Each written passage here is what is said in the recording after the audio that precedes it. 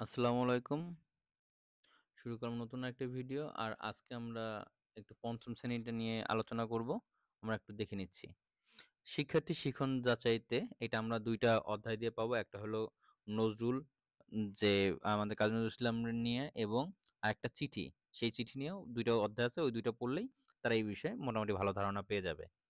তো এখানে ১ম এ বিদ্যালয়ের নাম, শিক্ষার্থীর নাম, রোল-টোল দিলেন। এরপর দেখেন দাগ টেনে বামের সাথে ডান পাশের সঠিক শব্দ মিল করি। বরেন্দ্র, বরেন্দ্রর ইতে কি হবে? এই যে বরণ করার যোগ্য, বরেন্দ্র, মেধাবী, মেধা আছে এমন, নির্বিচার, বিচার বিবেচনা ছাড়া, নিরহংকার, অহংকার নেই যার। এরকম করে সে মিল করে দিবে। কোন শব্দটিতে ফলা চিহ্ন ব্যবহার করা হয়েছে?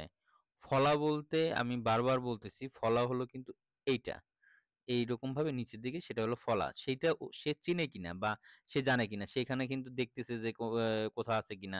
সে আম বলতে পারে, প্রাণ বলতে পারে। তো যেটা হবে এটা কিন্তু প্রাণ হবে। সেটা সে বললে সেই অনুযায়ী মানে বললে কি সে ওখানে টিক দিবে এবং এখানে তো দাগ দিলই। এরপর অনুচ্ছেদটি আ পড়বে, শিক্ষার্থী পড়বে, শিক্ষক শুনে সেই যে বিগত যে ভিডিওতে আমরা যেভাবে বলেছি 3 র এটা পঞ্চমেও সেই একই রকমভাবে করবেন। আপনি ১ম এ পেন্সিল নিবেন। পেন্সিল নিলে আমরা যে সময় একটু পুরোটা পড়ি তারপর আমি আপনাকে বলছি। আমাদের জাতীয় কবির নাম কাজী নজরুল ইসলাম।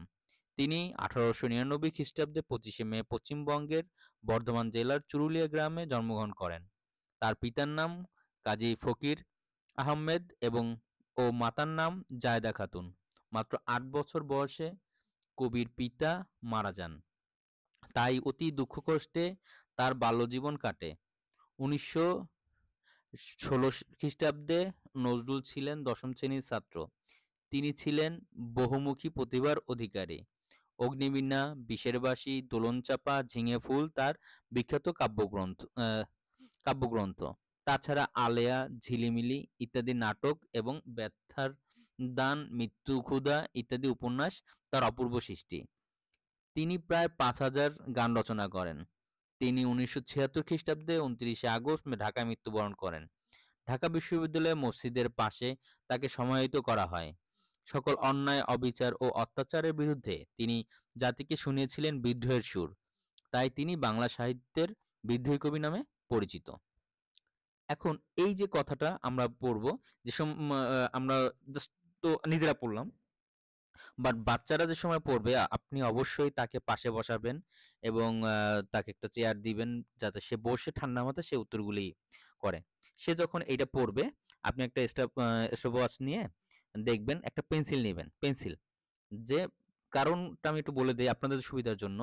সে পড়া শুরু করলো যে আমি আর আমাদের জাতীয় কবি এরকমভাবে বলতে শুরু করলো। তখন যেখানে সমস্যা পাবেন, যেখানে সে পারে নাই সেটা নিচে ছোট করে পেন্সিল দিয়ে দাগ দেন। সেখানে পেন্সিল দিয়ে দাগ দেন। দেখেন ১ মিনিটে সে কতগুলি পড়ল, আপনার সেটা সে পড়ছে। সাপোজ সে ঝিঙে ফুল পর্যন্ত বা ছাত্র পর্যন্ত পড়ল বা ৫,০০০ গান রচনা করেন পর্যন্ত পড়ল। তাহলে আপনি পেন্সিল দিয়ে কিন্তু যেগুলো সে পারে নাই সেগুলি দাগ দিলেন। এতে সুবিধা হলো কি, এই দাগ দেওয়ার কারণে আপনি এখানের হিসাব করে যে কয়টা সঠিক পারছে সেটা আপনি লিখে দিলেন এবং কতগুলি সঠিক পারে নাই সেটাও মানে মোট কতগুলি সেটাও আপনি পেয়ে গেলেন। এমনকি এখানে পুরো অনুচ্ছেদের মধ্যে মোট কতটি সঠিক, এই যে আমি ছোট, ছোট করে যে দাগ দিছি, আমি সেইগুলি যেগুলো পারে নাই সেগুলো আমি আলাদা করে ফেললাম। যে ১০ টা হোক, ১৫ টা হোক, এগুলি পারে নাই, এগুলো আলাদা। বাকি যেগুলো থাকবে সেগুলি সে পেরেছে। তো শিক্ষার্থী যে শব্দগুলো সঠিকভাবে পারেনি সেগুলি ওই যে আমি ছোট, ছোট করে যে দাগ দিছি যে এইটা সে পারে নাই, সেইটা আমি এখানে লিখতে পারবো। তাহলে আমার কাজটা সহজ হয়ে যাবে। আর দ্বিতীয়ত অনুচ্ছেদটি পড়ার পরে শিক্ষক নিজে থেকে প্রশ্ন করবেন ও লিখতে দিবেন। এইখানে আমরা প্রশ্ন করব এবং সে লিখবে। যে প্রশ্ন করব বা এটা ইয়ে করব, দেখেন কাজী নজরুল ইসলাম লিখিত একটি কাব্যগ্রন্থের নাম লিখো। এইখান থেকে সে কাব্যগ্রন্থের নাম লিখবে। যদি এতে এক্সট্রা পেপার দেওয়া লাগে তাকে একটা এক্সট্রা পেপার দিবেন। ১ম মহাযুদ্ধে সময় কাজী নজরুল ইসলাম কোন শ্রেণীর ছাত্র ছিলেন? দেখেন এইখান থেকে খুঁজে বের করে সে ১৯১৬ খ্রিস্টাব্দে নজরুল ১ম শ্রেণীর ছাত্র ছিলেন। মানে এরকমভাবে বিভিন্ন হিসাব করে যে কবে তার আ বয়স বা কোন ক্লাসে ছিলেন সেগুলি বলে দিতে হবে। কাজী নজরুল ইসলাম জীবনী থেকে আমরা কি শিক্ষা নিতে পারি? শুধু যে এইটাই, এছাড়া এটা না, কিন্তু তার বইয়ের ভিতরে এই পুরোটা অধ্যায়টা আছে। সে সেটা পড়েছে। এই পড়ার পরেই কিন্তু আমি মূল্যায়নটা নিতেছি। এটা জাস্ট একটা যাচাইয়ের একটা অংশ আরকি। তো জীবনী থেকে আমরা কি শিক্ষা নিতে পারি? বিদ্রোহী কবি বলতে কি বোঝো? এই যে এইখানে যে কথাটুকু বলছে শেষের দিকে এইটার চেয়ে সে আরো বিস্তারিত বলবে। যদি পেপার লাগে তখন তাকে আমরা পেপার দিব। তারপরে কোন বাক্যটিতে চলিত রূপ ব্যবহৃত হয়েছে? সে পড়িতেছে, তাহারা যাচ্ছে, তাহারা যাইতেছে, সে পড়ছে। সে পড়ছে বা এরকমভাবে যেটা সঠিক সেটা আমরা দিয়ে দিব। কোনটি সঠিক বাক্য? দেখেন, এখানে বাক্যটা কিন্তু একটু এলোমেলো করা। এখানে সঠিক বাক্যটা খুঁজতে হবে। করে বা বই পাখি বাসা নিজের তৈরি। তৈরি নিজের বাবুই পাখি। নিজের তো নিজেই পাখি করে বাসা তৈরি মানে টোটাল কিন্তু লাইনগুলো মিলতেছে না। বাবুই পাখি নিজের বাসা তৈরি করে। এই যে এইটা বাবুই পাখি নিজেই বাসা তৈরি করে। এটা কিন্তু তার উত্তরটা হবে। কোনটিতে সঠিকভাবে বিরাম চিহ্ন ব্যবহার হয়? মা বললেন, বললেন পরে একটা কমা দিয়ে তোমার বই খাতা কলম গুছিয়ে রাখো। এই। এখন এই যে মা বললেন, এই যে ইনভার্টেড কমার ভিতরে দিয়ে দেওয়া যে তোমার বই খাতা এইটা কিন্তু সঠিক হবে। তো এইগুলি সোজা কথা তারা সেইগুলি শিখছে কিনা? সে 1, 2, 3, 4, 5 4 পর্যন্ত শিখছে কিনা তাই সেটাই আমরা মূল্যায়ন করব যে তার আসলে কতটুক হইছে বা সে কতটুক মা তার যোগ্যতা অর্জন করতে পারছে। আমরা এটা দিলাম।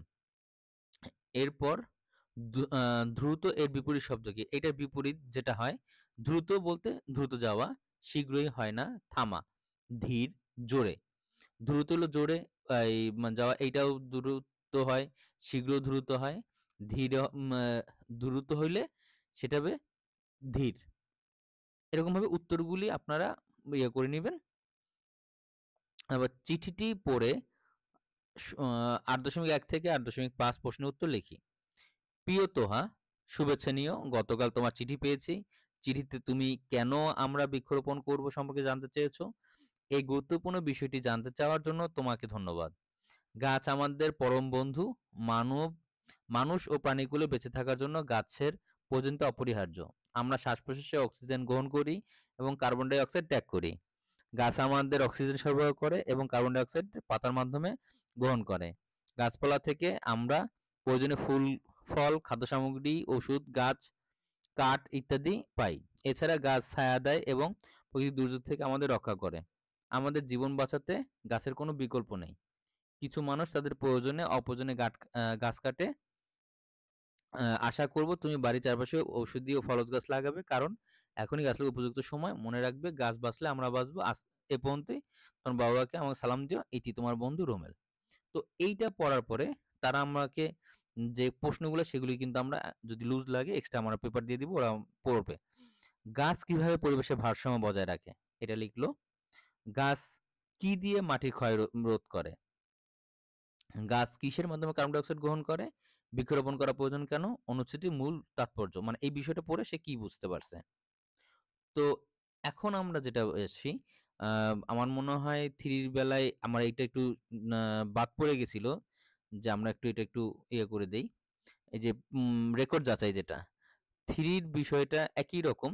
দেখেন জ্ঞান, বর্ণজ্ঞান, ধ্বনি সচেতনতা, শব্দভান্ডার, সাবলিত যেরকমভাবে পড়বে সেই অনুযায়ী আমরা এখানে ৩ টা ৪ টা ধাপে ৪ টা ধাপ অনুযায়ী আমরা ওইভাবে লিখব যে সে কোন পর্যন্ত পারছে বা সে ওটা পারছে কিনা, সাবলীলভাবে হইছে কিনা। ঠিক আছে? তো সেভাবেই আমাদের আগাইতে হবে। যেমন দেখেন এখানে কিন্তু 5 এর তেমন তেমন কি কোনো পরিবর্তনই নেই। আমরা সেই বাচ্চাকে 3 হোক, 4 হোক, 5 হোক আমরা এভাবেই দিতে পারবো। রেকর্ড যাচাই করতে পারবো। আমি একটু আবার সেই ১ম পেইজে চলে যাই। দেখেন এখানে বলছি ৪ টা ধাপ অতি উত্তম, উত্তম, চলতিমান, চলতিমানের নিচে। তো এরকমভাবে তার যে অবস্থা সেই বুঝে তারপর করব। আর এটার ভিডিওটা যদি আপনারা না দেখে থাকেন সেটার ভিডিও দেওয়া আছে। যে এটা টোটালটার বিস্তারিত একটা ব্যাখ্যা দেওয়া আছে। আপনারা সেটা দেখে নিতে পারেন। আল্লাহ হাফেজ। আজ এ পর্যন্তই। আবার দেখা হবে নতুন কোনো ভিডিওতে। Bye, by.